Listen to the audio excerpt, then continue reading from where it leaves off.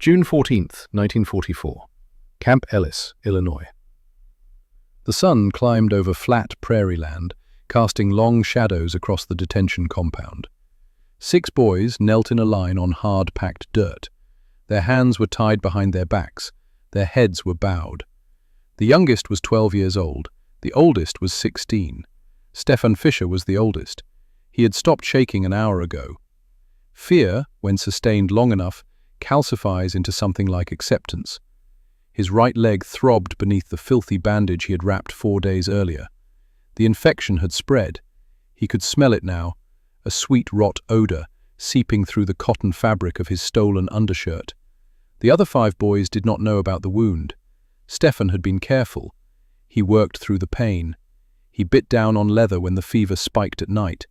He told no one because telling meant examination, and examination meant discovery, and discovery meant what it had always meant in the world he had grown up in: elimination.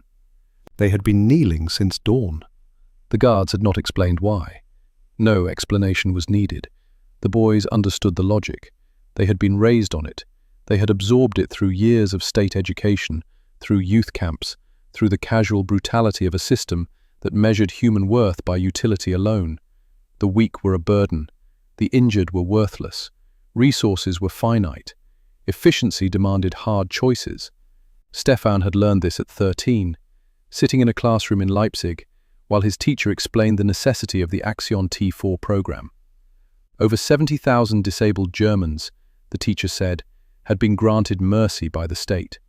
Granted mercy. Those were the exact words. Gassed quietly, efficiently, their existence no longer a drain on the fatherland's resources. The logic had been clear even then. If Germany eliminated its own weak, why would America waste precious medicine and food on enemy wounded? It made sense. It had always made sense. And now, kneeling with a suppurating wound hidden beneath layers of cloth and shame, Stefan waited for the mercy he had been taught to expect. Footsteps approached from behind, boots on gravel. Stefan did not turn his head. None of them did. The morning air smelled of cut grass and distant cooking fires. Somewhere in the camp, breakfast was being prepared. The cruelty of that detail was not lost on Stefan. They would not feed the boys first. There was no point in wasting food on the condemned. His mind drifted backward, the way minds do when the present becomes unbearable. Leipzig, Germany, November 1942. Stefan's father had died at Stalingrad 3 weeks earlier. The letter arrived on a Tuesday.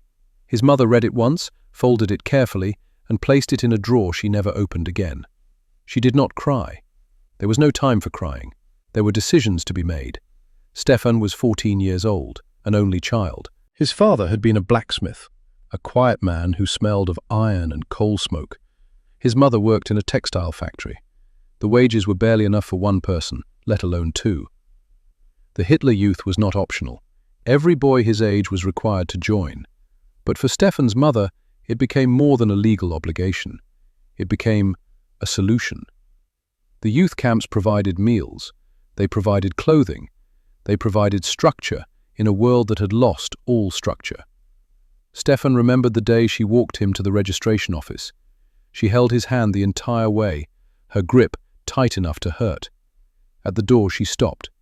She looked at him for a long moment, her face unreadable. "Be good," she said. "Do what they tell you." Then she left. The Hitler Youth consumed him completely. There were drills and marches and ideological instruction. There were songs about blood and soil and the purity of the race. There were films shown in darkened halls, films that explained why certain lives had value and others did not. Stefan was not a believer, not truly. But belief was not required. Compliance was enough. And Stefan, who had watched his mother choose survival over sentiment, understood compliance perfectly. By the time he turned 16, the war had changed. The victories had stopped. The rhetoric had grown more desperate. The youth camps were no longer just training grounds. They were pipelines. In November 1943, Stefan and 47 other boys between the ages of 13 and 17 were transferred directly into Wehrmacht units. They were given 2 weeks of basic training. Stefan fired a rifle exactly 3 times. The recoil surprised him each time, a violent kick against his shoulder that left bruises. Then they were issued weapons and sent west. Stefan was handed a Panzerfaust, a single-shot anti-tank weapon. He was told it was simple to use, point and fire. He carried it across France in the spring of 1944, waiting for an opportunity that never came. On June 12, 1944, 2 days after the Allied landings at Normandy, Stefan's position was overrun by American forces. He had been a soldier for 7 months. He had never fired his weapon at anyone. When the Americans came, he dropped the Panzerfaust and raised his hands above his head. He kept his eyes down. He had been told that eye contact with the enemy was a provocation, an invitation to violence. The GI who took his surrender was young, maybe 22. He spoke words Stefan did not understand. Then he pulled a cigarette from his pocket and offered it. Stefan stared at the cigarette. This, he thought, was the psychological tactic they had been warned about. The Americans would soften them with small kindnesses, make them compliant, and then, when they had extracted whatever information or labor they needed, the real cruelty would begin. He took the cigarette anyway. His hands shook as he brought it to his lips. The GI lit it for him, then handed him a canteen of water. Stefan drank. The water was cool and clean. It tasted like a trap. The Atlantic crossing took 11 days. Stefan and 400 other German prisoners were loaded into the cargo hold of a transport ship. The space was cramped, the air thick with the smell of unwashed bodies and salt spray. Men vomited into buckets. Men prayed. Men argued in low, tense voices about what awaited them on the other side of the ocean. Franz Weber was 42 years old, a veteran of the Eastern Front. He had been captured in Italy after a shrapnel wound to his leg left him unable to walk. He spoke with the authority of experience, and the younger prisoners listened. "They will work us to death," Franz said one night, his voice steady and certain. "Or they will simply kill us outright. The Americans are no different than we are. They understand efficiency." He explained the Action T4 program to those who had not heard of it. He described the gas chambers disguised as shower rooms, the bureaucratic precision with which the German state had eliminated its own disabled citizens. "If we did this to our own people," Franz said, "what do you think the Americans will do to enemy soldiers?" The logic was unassailable. It hung in the stale air of the cargo hold like a verdict already rendered. On the 8th day of the crossing, a prisoner named Klaus Reinhardt died. He had fractured 2 ribs during his capture. He had hidden the injury, binding his torso with strips of cloth, saying nothing even as the pain worsened. By the time infection set in, it was too late. They buried him at sea. Stefan watched the canvas-wrapped body slide into the dark water. He thought, that is what happens when you show weakness. He promised himself he would not show weakness. Camp Ellis sprawled across former farmland near the town of Ipava. It had been built in 1942 to house over 20,000 American military personnel. By mid-1944, a section of it held nearly 4,000 German prisoners of war. Stefan arrived in early June. The camp was not brutal by any standard he recognized. There were barracks with cots. There were meals served at regular hours. There was even a small infirmary staffed by American medical personnel. But Stefan did not trust any of it. Comfort, he had learned, was often a prelude to betrayal. He was assigned to agricultural work. Every morning, he and a dozen other prisoners were marched out to the surrounding fields to help with the harvest. The work was hard, but not impossible. The guards were distant, but not cruel. On June 14, 1944, Stefan was working in a cornfield when the accident happened. The harvesting machine was old, its blades rusted and uneven. Stefan had been pulling stalks when his foot slipped on loose soil. He stumbled forward. His right leg caught the rotating blade. The pain was instantaneous and absolute. It drove the breath from his lungs. Blood soaked through his pant leg in seconds. The other prisoners stopped working. They stared. No one moved to help him. Stefan understood why. To help was to call attention. To call attention was to involve the guards. To involve the guards was to invite inspection. And inspection, for a wounded prisoner in a system that valued only the able-bodied, was a death sentence. Stefan pulled himself upright. He tore a strip of cloth from his undershirt and wrapped it around the wound as tightly as he could manage. The fabric was already dirty from 3 days of field work. It did not matter. Clean bandages required medical attention, and medical attention was not an option. He tied the makeshift bandage and stood. His vision swam. He took a breath, steadied himself, and returned to work. The other prisoners watched him for a moment. Then they returned to their own tasks. No one spoke. There was nothing to say. By the third day, Stefan could no longer hide the fever. His body shook even in the afternoon heat. Sweat soaked through his shirt. The wound beneath the bandage had begun to weep a yellowish fluid that smelled of rot. He chewed aspirin he had stolen from another prisoner's Red Cross package. He drank as much water as he could hold. But by the evening of June 17th, he could not stand without gripping the edge of his bunk. The other men in his barracks finally made the choice for him. Franz Weber, the veteran with the steady voice and the unshakable convictions, knelt beside Stefan's cot. He looked at the boy for a long time. Then he stood and walked to the door. He called for the guard. Stefan heard the footsteps approaching. He tried to sit up. His body would not obey. Panic flooded through him, sharp and chemical. "9," he whispered. "Bitter 9. Please, no." The guard was Corporal Everett Price, a 28-year-old farmhand from Ohio who had been assigned to Camp Ellis because of chronic asthma and poor eyesight. He had never seen combat. He had never wanted to. He took one look at Stefan and knew. "Jesus Christ," Price said. He turned to the other prisoners. "How long has he been like this?" No one answered. Price called for the medics. Stefan began to scream. Not in pain, in terror. He thrashed as they lifted him onto the stretcher. He begged in broken English, the only words he knew. "No kill! Please, no kill me!" The other prisoners stood in silence. Some of them looked away. They believed they were witnessing an execution. They believed they would be next. The camp infirmary was a clean, well-lit building that smelled of antiseptic and soap. It had been constructed with the same bureaucratic efficiency as the rest of Camp Ellis. White walls, metal-framed beds, windows that let in the summer light. Stefan was placed on a bed with white sheets. The texture shocked him. He had not touched clean linen in over a year. Nurse Margaret Ashford cut away the filthy bandage with surgical scissors. The wound beneath was angry and deep. The edges had begun to blacken. Infection had spread up his leg in red lines, mapping the path of his blood vessels. A doctor examined it without expression. He spoke to the nurse in English. Stefan did not understand the words, but he understood the needle. The doctor held it up to the light, checking the dosage. The liquid inside was clear. Stefan was certain it was poison. This was how they did it. This was the mercy of the state, quick and clean and efficient. He closed his eyes. He thought of his mother in Leipzig. He hoped she would receive word of his death.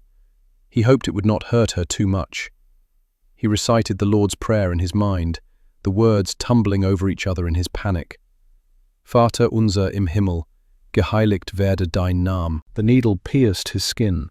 Stefan waited to die. 6 hours later, he woke. The fever had broken.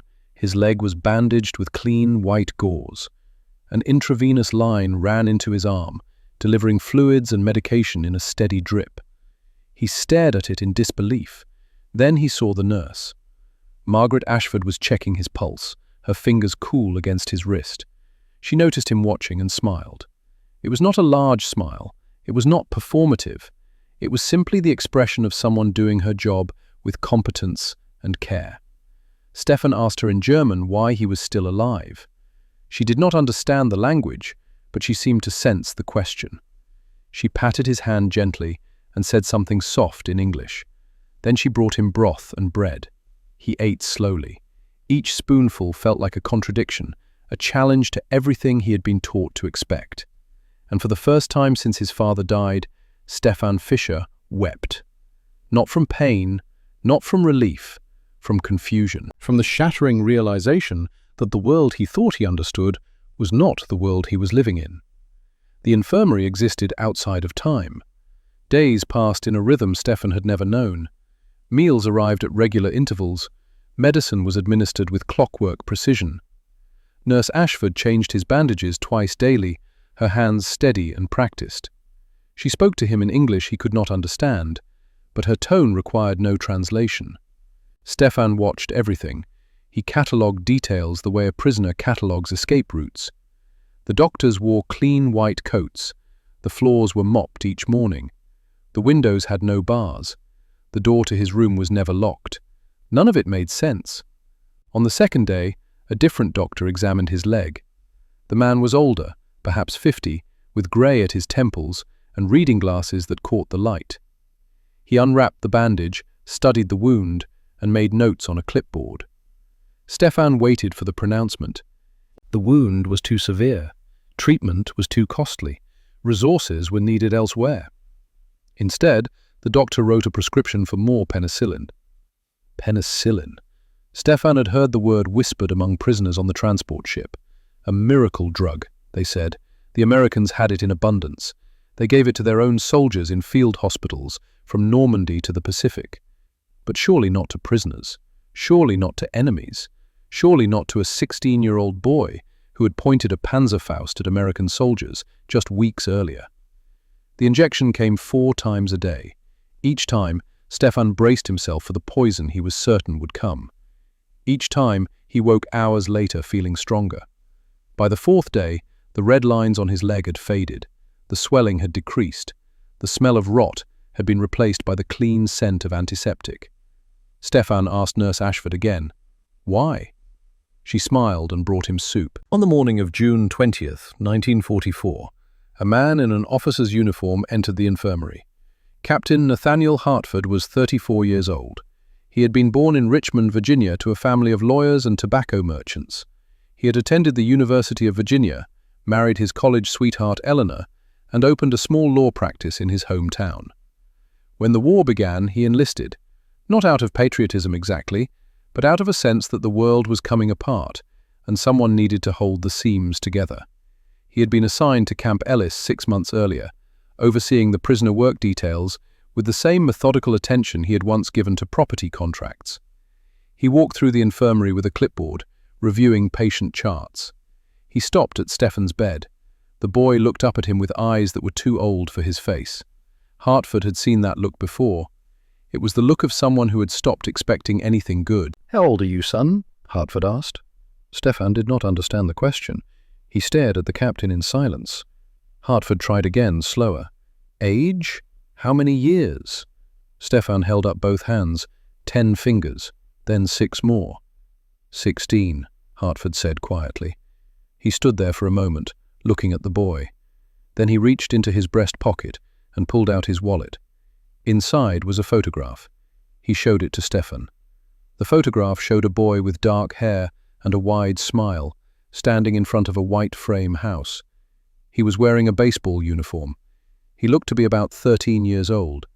"Benjamin," Hartford said, pointing to the photograph. "My son, 13. Stefan looked at the photograph. Then he looked at Hartford. Something passed between them that required no shared language, the recognition of a simple, unbearable fact. Children. They were children. Hartford put the wallet away. He made a note on his clipboard. Then he left the infirmary without another word. That night, he sat in the officers' quarters and wrote a letter to his wife. "Dearest Eleanor," he began, "I saw a boy today who reminded me of Benjamin. Same age, same build, same fear in his eyes. The difference is that this boy expected to be killed for having a wound. He hid an infection for 4 days because he believed we would execute him rather than waste medicine on an enemy. What kind of world teaches children that mercy is a lie? I cannot treat these boys as enemy combatants. I will not.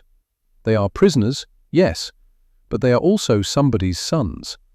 And if Benjamin were in their position, God help me, I would want someone to see him as more than just a uniform." He sealed the letter and set it aside. Then he picked up the telephone and called the camp kitchen. "This is Captain Hartford," he said. "I need to speak with Cook Drummond."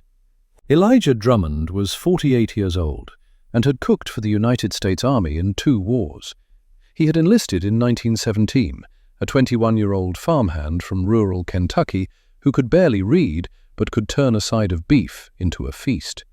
He had served in France during the Great War, working in field kitchens behind the lines, feeding men who came back from the trenches covered in mud and blood and worse things. He had seen what war did to boys. He had watched 18-year-olds shake so hard they could not hold a fork. He had served meals to men who would be dead by morning and smiled at them as if tomorrow were guaranteed. When the Second War began, he enlisted again. Too old for combat, they said, perfect for a stateside kitchen. He ran the Camp Ellis mess hall with the same philosophy he had developed in France. Feed them well, feed them often, and maybe they will remember that the world contains something other than violence. When Captain Hartford called, Drummond listened in silence. Then he said, "Yes, sir, I understand." He hung up the telephone and walked to the cold storage. He selected 6 cuts of beef, thick and marbled with fat. He peeled potatoes. He made gravy from pan drippings and butter and cream. He baked bread rolls and brushed them with melted butter while they were still hot. It was more food than regulations required. It was better food than regulations required. Drummond did not care about regulations. He cared about what a meal could mean to someone who had forgotten what kindness tasted like. June 20th, 1944, noon. Stefan had been released from the infirmary that morning. The doctor had examined his leg one final time, declared it healing properly, and sent him back to the prisoner barracks with a bottle of sulfur powder and instructions to keep the wound clean. Stefan walked across the compound slowly, favoring his right leg. The other prisoners watched him return. They gathered around him in the barracks, their faces filled with questions they were afraid to ask. Franz Weber spoke first. "They let you live." It was not quite a question. "Yes," Stefan said. "Why?" Stefan had no answer. The noon bell rang. The prisoners filed out of the barracks toward the mess hall. They moved in lines, ordered and silent, the way they had been taught. But today, something was different. The smell hit them from 30 yards away. Hot beef fat, fried onions, caramelized meat, the scent of real food, rich food, American food. It drifted across the compound on the summer breeze and stopped every prisoner in his tracks. Stefan inhaled. His mouth watered. His stomach cramped with sudden, violent hunger. They had been fed in the camp, yes. Meals were regular. But the food was institutional. Oatmeal, boiled vegetables, bread and margarine. Calories sufficient to sustain labor, nothing more. This was something else entirely. They entered the mess hall in silence. The usual serving line had been rearranged. Instead of the typical trays, there were plates. Real plates, white ceramic, warm to the touch. Elijah Drummond stood behind the serving counter. He was a large man, broad-shouldered and barrel-chested, with hands scarred from years of kitchen work. He looked at the line of prisoners and saw what he always saw, boys pretending to be soldiers. "Step up," he said, his voice rough from decades of cigarettes and shouting orders over kitchen noise. "Don't be shy." The first prisoner approached. Drummond placed a thick cut of beefsteak on his plate, pan-seared, the crust dark and crispy, the interior still pink. He added a mound of mashed potatoes. He ladled gravy over everything, thick and brown and steaming. He set a bread roll on the side, butter already melting into its golden surface. The prisoner stared at the plate as if it might disappear. "Go on," Drummond said. "Sit down and eat." One by one, the prisoners moved through the line. Stefan was fourth. When Drummond placed the steak on his plate, Stefan looked up at him. "Why?" he asked in German. Drummond did not understand the word, but he understood the question. He had heard it 1,000 times in 1,000 different languages. "Because you're hungry," Drummond said, "and I got food. That's all there is to it." Stefan carried his plate to a table. He sat down. The other 5 boys from his work detail sat with him. They all stared at their plates. Franz Weber was among them. He looked at the steak, the potatoes, the bread. He looked at the other prisoners receiving the same meal. His face was unreadable. "This is a test," Franz said quietly. "They are measuring our reaction. Or perhaps the food is drugged. Or perhaps nothing," another prisoner interrupted. His name was Klaus, 17 years old, captured near Ken. "Perhaps they are simply feeding us." "Why would they do that?" Klaus had no answer. Stefan picked up his fork. His hand trembled. He cut into the steak. The meat yielded easily, juices running onto the plate. He brought a piece to his mouth. The taste was overwhelming. Salt, fat, char, the richness of real beef, something he had not tasted since before his father died. The flavor flooded his senses, triggered memories he had buried. Sunday dinners, his mother's rare smiles, the world before it collapsed. His knees went weak. He was grateful he was already sitting. He took another bite, then another. He could not stop. The steak was perfect. The potatoes were creamy and rich. The gravy was thick with butter and meat drippings. The bread was soft and warm. It was more than food. It was proof of something he could not yet name. Across the table, Lucas Brenner began to cry. Lucas was 13 years old, the youngest prisoner in the camp. He had been conscripted from the Volkssturm, the desperate home guard formed in the final months of the Reich's collapse. He had fired a rifle twice. Both times he had closed his eyes. Now he sat with a plate of food in front of him and wept openly. Tears fell into his mashed potatoes. He made no attempt to wipe them away. "Warum?" he whispered. "Warum geben Sie uns Essen? Why are you giving us food?" Stefan looked around the mess hall. All 6 of the boys from his detail were crying. Some of them tried to hide it, turning their faces away, wiping at their eyes with rough sleeves. Others, like Lucas, simply surrendered to it. They were crying and eating at the same time, shoveling food into their mouths while tears streamed down their faces. The cognitive dissonance was too much to bear in silence. Franz Weber sat frozen, his fork halfway to his mouth. For the first time since Stefan had known him, the older man looked uncertain. Captain Hartford stood in the doorway of the mess hall, watching. He had not planned to be there. He had intended to review requisition forms in his office. But something pulled him to the doorway, some need to see whether his instinct had been correct. He watched the boys cry. He watched them eat. He watched them struggle with the simple, impossible fact of kindness. His hands shook. He gripped the doorframe to steady himself. In his mind, he saw Benjamin, his son, 13 years old, sitting at the kitchen table in Richmond, Eleanor serving pot roast, Benjamin laughing at something his sister said. The ordinary miracle of a family meal. These boys had families too, mothers and fathers and siblings. They had homes, or they had once. They had been children before the Reich taught them to be soldiers. And now they sat in a mess hall in Illinois, weeping over beefsteak, because someone had seen them as human. Hartford turned and walked back to his office before anyone could see his own tears. Lucas Brenner finished his meal and looked up. His face was blotchy, his eyes red. He spoke in halting English, words he had been practicing in his head for days. "You not kill us?" The question hung in the air.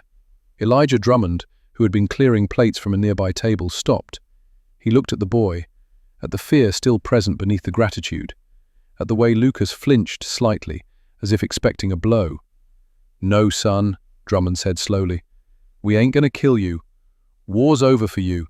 You're safe now." Lucas did not fully understand the words, but he understood the tone. He understood the way Drummond's voice gentled when he spoke. He understood that this man, this American soldier, was telling him something true. Stefan spoke up, his English broken but determined. "Why you give this?" He gestured at the empty plate. Drummond sat down at the table. He was not supposed to fraternize with prisoners, but regulations had never meant much to him when they conflicted with common sense. "You boys are what, 13, 14, 16? Drummond said.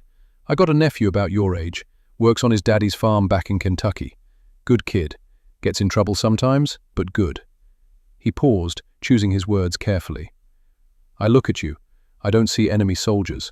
I see kids who got handed rifles and told to fight a war they didn't start. And I figure, if my nephew was in your spot, captured, scared, hurt, I'd want somebody to treat him decent. Feed him a real meal. Let him know the world ain't all cruelty." He stood up, collected their plates. "That's all it is. Nothing complicated. You're hungry. I got food. Rest is just noise." He walked back to the kitchen. The 6 boys sat in silence. Franz Weber was the first to speak. "I do not understand this." "What is there to understand?" Klaus said. They fed us. Perhaps they are not what we were told they were. Perhaps, Franz said, but his voice carried doubt. Doubt was new for him. He had been certain of so many things for so long. Stefan spent 9 days in a strange limbo between prisoner and patient. His leg healed, the infection receded, beaten back by penicillin and proper wound care. The doctor checked on him every other day, made notes, adjusted his medication. Nurse Ashford taught him basic English phrases. "Thank you." "Please." "My leg is better." The meals continued. Not every meal was steak, but every meal was substantial. Breakfast brought eggs and bacon and toast. Lunch brought sandwiches on fresh bread. Dinner brought chicken or pork or beef, always with vegetables, always with enough. Stefan began to observe the camp more carefully. He watched other prisoners receive medical care. A man with pneumonia was given antibiotics and bed rest. Another with a broken arm had it set and casted. A third, suffering from chronic dysentery, was treated with fluids and medication until the condition resolved. None of them were killed. None of them were denied treatment. None of them disappeared. The logic of efficiency, the logic Stefan had been taught his entire life, did not apply here. On the 8th day, Captain Hartford visited him again. Stefan was sitting outside the barracks, his legs stretched out in front of him when the captain approached. Hartford carried 2 cups of coffee. He offered one to Stefan. Stefan took it, confused. Officers did not share coffee with prisoners. Hartford sat down on the steps beside him. For a long moment, neither spoke. Then Hartford pulled out the photograph again. Benjamin, smiling in his baseball uniform. "You remind me of him," Hartford said. "Not just the age, the way you watch everything, the way you're trying to figure out if the world makes sense." Stefan did not understand all the words, but he understood enough. Hartford continued, more to himself than to Stefan. "My son is safe at home. He plays baseball, he does his schoolwork, he fights with his sister, normal kid things. But if circumstances were different, if he'd been born in Leipzig instead of Richmond, he might be sitting where you are, scared, wounded, expecting the worst." He sipped his coffee. "The war put you in that uniform, but it doesn't define you. You're 16, you're somebody's child, and while you're here, under my watch, you'll be treated like it." He stood up, preparing to leave. Then he paused. "Stefan, right? That's your name?" Stefan nodded. "The infection is gone. The doctor says you can return to light work in a few days. But I want you to understand something." Hartford's voice was firm, almost stern. "If you are hurt again, you report it immediately. You go to the infirmary. You do not hide it. Understood?" Stefan stared at him. "But they kill." "No," Hartford said. "We don't. We won't. That's not how this works. That's not who we are." He walked away, leaving Stefan alone with a cup of cooling coffee and a world view in pieces. That night, back in the barracks, the prisoners gathered around Stefan. They had questions. They had theories. They had fears. "Did they interrogate you?" one asked. "Did they threaten you?" asked another. "What did the captain want?" Stefan thought about how to answer. He thought about the photograph of Benjamin, about the steak and the penicillin and the nurse who smiled, about the doctor who could have amputated his leg but chose to save it instead. "I think," Stefan said slowly, "we were taught wrong." Franz Weber looked at him sharply. "Wrong about what?" "About mercy, about efficiency, about what happens to the weak." Stefan's voice grew stronger. "They had every reason to let me die. It would have cost them nothing. But they saved me anyway. Not because I was useful, not because I had information. Because their laws required it." "Laws," Franz scoffed. "Laws are just words. They can be ignored when convenient."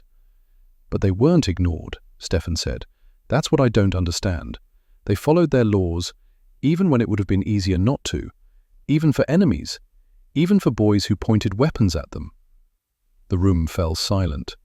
Somewhere in that silence, something began to shift. Not a complete transformation, not a sudden conversion, just the smallest crack in the wall of certainty they had all been hiding behind. The wall that said kindness was a weapon, that mercy was a trap, that the world was divided into the strong and the disposable, and nothing in between. Stefan lay on his bunk that night and stared at the ceiling. His leg ached, but it was the clean ache of healing, not the poison burn of infection. He thought about his mother in Leipzig. He wondered if she knew he was alive. He wondered what she would say if he told her about the American captain who saw his son when he looked at enemy prisoners. He wondered if mercy was really a lie, or if he had simply never encountered the real thing before. Outside, the prairie wind moved through the camp. Somewhere, a radio played distant music. Guards walked their rounds. The kitchen cleaned and prepared for tomorrow's meals. And 6 boys, who had expected bullets, slowly, cautiously, began to believe they might actually survive this war. The rhythm of captivity became ordinary. 7 o'clock breakfast, 8 o'clock work details, noon lunch, 5 o'clock dinner, lights out at 10. The days accumulated into weeks, the weeks into months. Summer turned to autumn. The cornfields around Camp Ellis turned gold, then brown, then were cut down to stubble. Stefan worked in the camp kitchen now. His leg had healed well enough for light duty, but Captain Hartford had quietly reassigned him from field work. No explanation was given. None was needed. Stefan peeled potatoes beside Elijah Drummond and learned English through the vocabulary of cooking. Skillet, ladle, simmer, season. The old cook spoke slowly, repeated words, corrected pronunciation with the patience of a man who understood that language was a bridge, and bridges required careful construction. The other prisoners noticed the preferential treatment. Some resented it. Most did not. They had seen Stefan's infection. They had seen him carried to the infirmary. They knew he had been given a choice between silence and survival had won only by accident. Franz Weber had grown quieter over the months. The certainty he had carried like armor had developed fissures. He still worked his details, still followed orders, but he watched the Americans with a new attention, looking for cruelty, finding only bureaucracy. It troubled him more than cruelty would have. By October, Stefan could carry simple conversations in English.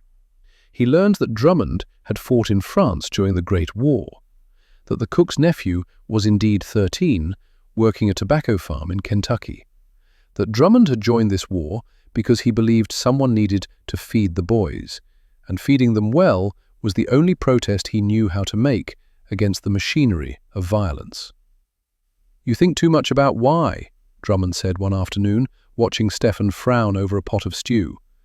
"Sometimes a man feeds another man because he's hungry. Don't need more reason than that." But Stefan did need more reason.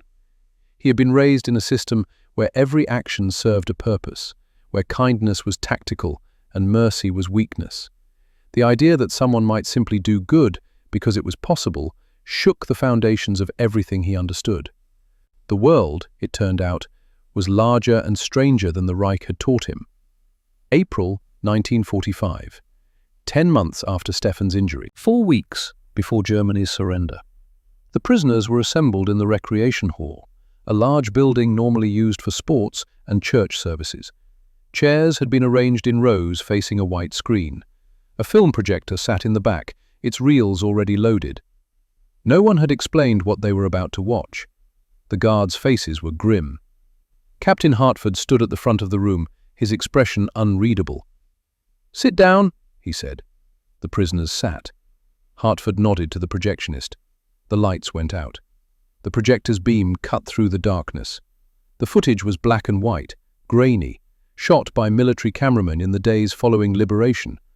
Bergen-Belsen appeared first. Bodies, thousands of them, stacked like cordwood, skeletal limbs at impossible angles, faces frozen in expressions of suffering so extreme they no longer looked human. Survivors who weighed less than 80 pounds, their eyes enormous in shrunken faces, staring at the camera with neither hope nor despair, only the blank endurance of those who had seen hell and somehow remained breathing. The hall was silent, except for the projector's mechanical clicking, then Buchenwald, then Dachau. The gas chambers disguised as showers, the cremation ovens, some still containing remains, the mountains of shoes, the piles of eyeglasses, the carefully organized record-keeping, each death documented with bureaucratic precision. The sign above the gate, Arbeit macht frei, work sets you free. Stefan felt his stomach turn to ice. He remembered his teacher in Leipzig explaining the Action T4 program, the mercy granted to 70,000 disabled Germans. He had believed it was necessary, believed it was efficient, believed the state knew best. He had known there were work camps in the East, everyone knew. But knowing and seeing were different animals entirely. This was not efficiency. This was not necessity. This was mechanized murder, industrial-scale annihilation, the systematic elimination of millions of human beings because they had been categorized as undesirable. Around him, prisoners reacted in different ways. Some wept openly, some sat in rigid silence, faces pale. Some shook their heads in denial, whispering that it must be propaganda, that the Allies had fabricated the footage to justify their victory. Franz Weber sat 3 seats away from Stefan. The older man's face had gone grey. His hands gripped the armrests of his chair so tightly his knuckles showed white. Stefan looked at him and saw recognition. Franz had known. Not the scale, perhaps, not the full machinery of it, but he had seen enough to suspect. When the footage ended, the lights came up slowly. Captain Hartford stood. His voice was quiet, but carried through the room. "This is what your country did," he said. "Not all of you participated. Not all of you knew. But this is the system you served. This is the regime you fought for." He paused, letting the words settle. "We brought you here to show you the truth, not to humiliate you, not to punish you further, but because you need to understand what happened, what was done in your name." He gestured to the guards. "You are dismissed. Talk among yourselves or don't, but you cannot claim ignorance anymore." The prisoners filed out in silence. That night, Stefan could not sleep. He lay on his bunk and stared at the ceiling. The images from the footage replayed behind his eyelids. The bodies, the ovens, the faces of the survivors. He thought about his father, who had died at Stalingrad, believing he was defending the fatherland. He thought about his mother, who had sent him to the Hitler Youth because there was no other option. He thought about the teacher, who had explained T4 with calm confidence, stating it all as fact. He had believed it all. At 13, 14, 15, the Americans had not killed him. They had saved him.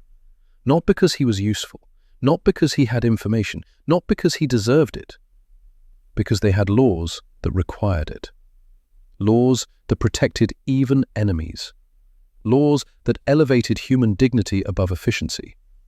The difference was staggering. One system said, eliminate the weak. The other said, heal them. One system said, mercy is waste. The other said, mercy is mandatory. Stefan got up and walked outside. Several other prisoners were there, unable to sleep, smoking cigarettes in silence. Franz Weber sat on the steps of the barracks, his face illuminated by the ember of his cigarette. Stefan sat beside him. For a long time, neither spoke. Then Franz said, "I saw a train once, Poland, 1942. I was stationed near Lublin. The train was packed with people. Jews, I was told, being relocated to work camps."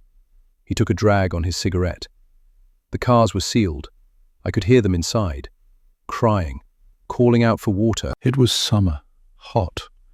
He exhaled smoke slowly. I did nothing. I told myself it was not my concern, that the state knew what it was doing, that if these people were being moved, there must be a reason. His voice cracked. I did nothing. Stefan said quietly, "We were taught to do nothing. We were taught that doing nothing was the same as doing right." "It wasn't," Franz said. "God help us, it wasn't." They sat in silence until the cigarette burned down to nothing. May 1946. The war had been over for a year. Germany had surrendered. The Reich had collapsed. Europe was being rebuilt from the ruins. Prisoners were being repatriated in waves, sent home to a country that no longer existed in the form they remembered. Germany had been divided. Cities had been destroyed. Families had been scattered or annihilated. Stefan received word in late April. He would be on a transport ship leaving New York in 3 weeks. Destination, Bremen. From there, he would make his way to Leipzig. He was given permission to write letters home. The mail service to occupied Germany was unreliable, but the attempt could be made. Stefan sat in the recreation hall with paper and a pen. Around him, other prisoners wrote similar letters. Some wrote with joy, some with trepidation. Some simply stared at the blank page, unsure what to say to families they had not seen in years. Stefan thought about his mother. He tried to picture her face and found the image had blurred over time. He wondered if she had survived the bombing. He wondered if their apartment still stood. He wondered if she even knew he was alive. He began to write. Mutter, he started. Mother. Ich lebe noch. I am still alive. The words felt inadequate. Everything felt inadequate. How could he explain what had happened to him? How could he convey the shattering and rebuilding of his entire understanding of the world? He continued anyway. Die Amerikaner haben mich gerettet, als ich dachte, sie würden mich töten. The Americans saved me when I thought they would kill me. Sie gaben mir Essen, Medizin, Menschlichkeit. They gave me food, medicine, humanity. Nicht, weil ich es verdiente, sondern weil ihre Gesetze es verlangten. Not because I deserved it, but because their laws required it. He paused, choosing his next words carefully. Ich habe viel gelernt hier, über Gerechtigkeit, über Gesetze, die die Macht einschränken, nicht ermächtigen, über Menschen, die Gutes tun, weil es richtig ist, nicht weil es nützlich ist. I have learned much here, about justice, about laws that restrain power rather than enable it, about people who do good because it is right, not because it is useful. Ich weiß nicht, was ich in Deutschland vorfinden werde, aber ich weiß, dass ich nie vergessen werde, was mir hier gezeigt wurde. I do not know what I will find in Germany, but I know I will never forget what was shown to me here. Ich komme bald nach Hause. I am coming home soon. He signed it simply, Stefan. He folded the letter, addressed the envelope, and gave it to the mail clerk.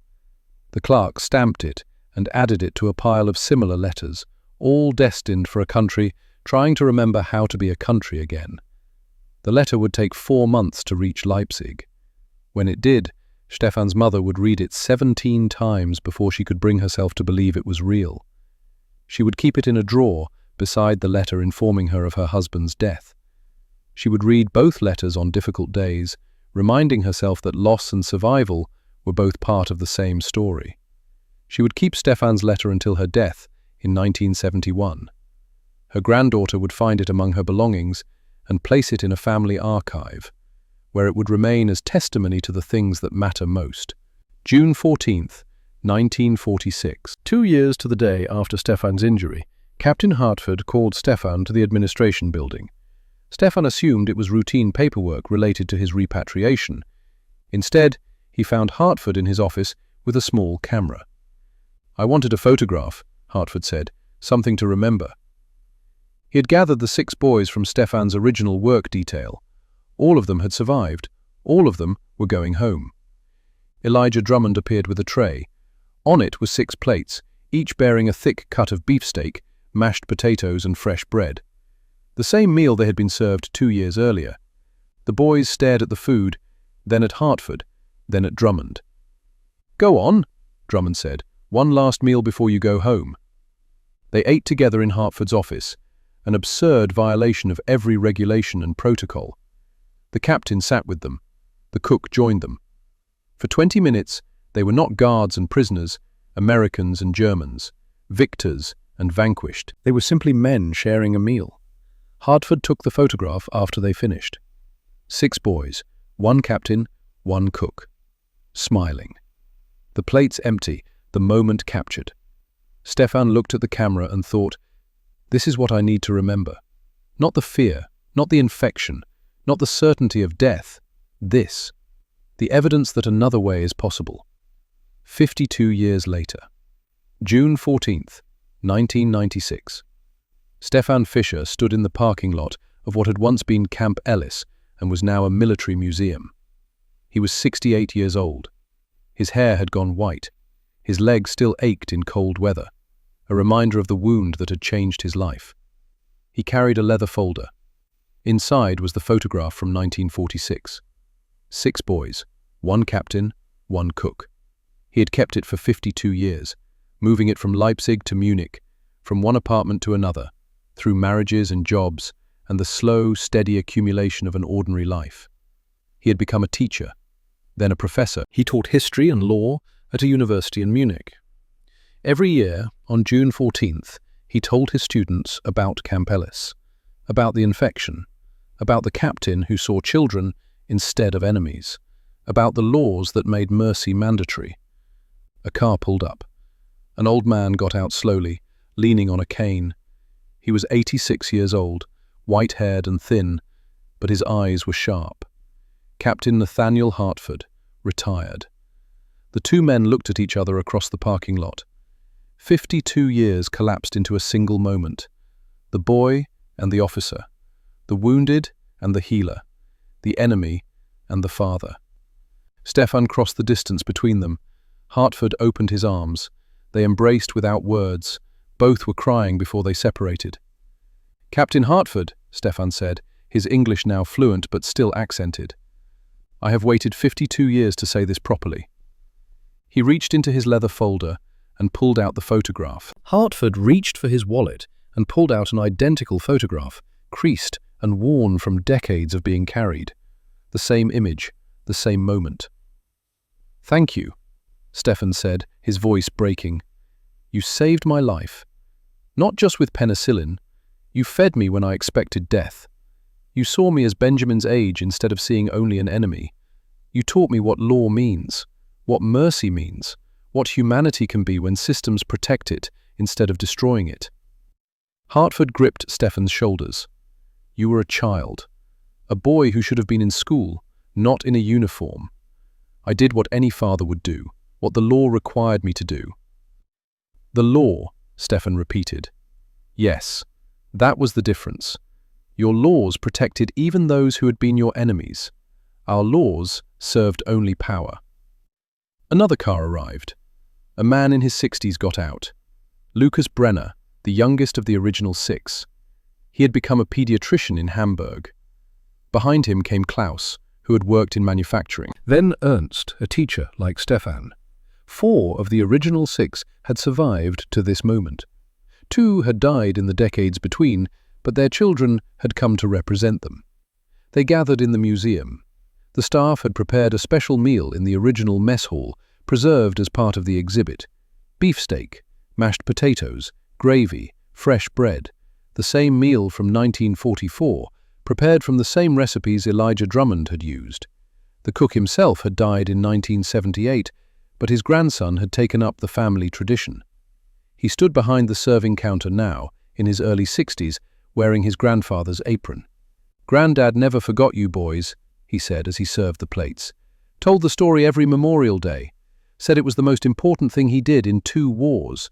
Fed enemy soldiers and watched them remember they were human." They sat together, Americans and Germans, veterans and survivors, the architects and beneficiaries of mercy. Hartford raised his glass of water. "To Elijah Drummond, to the laws that make kindness mandatory, to the fact that we all lived to see this day." They drank. Then they ate, and once again, 52 years later, some of them cried. Not from fear this time, from gratitude, from the overwhelming recognition that the threads of kindness woven decades ago had held strong enough to carry them to this moment. Stefan sat across from Hartford and watched the old captain eat slowly, savoring each bite, the way men do when they understand that moments like these are finite and precious. "I tell my students about you," Stefan said quietly. "Every year. I show them this photograph. I tell them about the day I thought I would die for being wounded, and instead, I was given penicillin and beefsteak." Hartford set down his fork. "What do you tell them it means?" Stefan considered the question. "I tell them that civilization is not maintained by good people doing good things. It is maintained by systems that make good things mandatory, by laws that require dignity even when hatred would be easier, by institutions that enforce mercy even when cruelty would be cheaper." He paused. "I tell them that you were not a saint. You were a soldier following orders, but the orders said to heal, not to harm, to feed, not to starve, to see humanity, not to erase it." "And that difference," Stefan continued, "that difference between a system built on law and a system built on power is everything. Hartford's eyes were wet. I carried your photograph for 52 years. Every time I looked at it, I thought, those were somebody's children, somebody's sons, and I had the power to kill them or to save them. The law told me which choice to make. I am grateful for that law. Lucas, sitting nearby, spoke up. His English was heavily accented but clear. I became a doctor because of what happened here, because I saw that medicine could be given to enemies. That care did not depend on deserving. I wanted to be part of that system, the one that heals. Klaus added, I went home and saw what we had done, what our country had become, and I understood why the Americans did not become the same. They had laws. We had only leaders. Laws restrain. Leaders without law become tyrants. The room fell quiet. Outside, the sun was setting over the Illinois prairie, the same land where Stefan had once bled and feared and learned that the world was larger than the ideology that had tried to contain it. Hartford reached across the table and took Stefan's hand. The grip was weak now, the hands of both men marked by age and arthritis, but the connection was strong. Thank you for coming back, Hartford said. Thank you for remembering. How could I forget? Stefan replied. You gave me my life. Twice. Once with medicine, once with the understanding that mercy is not weakness when it is enshrined in law. They sat together until the light faded, talking and remembering, filling in the gaps of 52 years. Hartford spoke of Benjamin, who had become a lawyer like his father, who had raised 3 children with the same values his father had modeled. Stefan spoke of his daughters, his grandchildren, his decades of teaching students about the difference between power and justice. When they finally stood to leave, Stefan embraced Hartford one last time. I will see you again, Stefan said, though both men knew it was unlikely. Time was not on their side. In this life or the next, Hartford said, but I am glad we had today. Stefan returned to Munich the following week. The photograph from 1946 returned with him, placed carefully back in his leather folder, alongside new photographs from the reunion. He continued teaching for 5 more years. Every June 14th, he told the story to his students, not as a lecture, simply as testimony to what he had witnessed, that law could restrain cruelty, that systems could enforce mercy, that another way was possible. He never needed to explain the lesson. The story explained itself. Epilogue. Captain Nathaniel Hartford died in 2001 at the age of 91.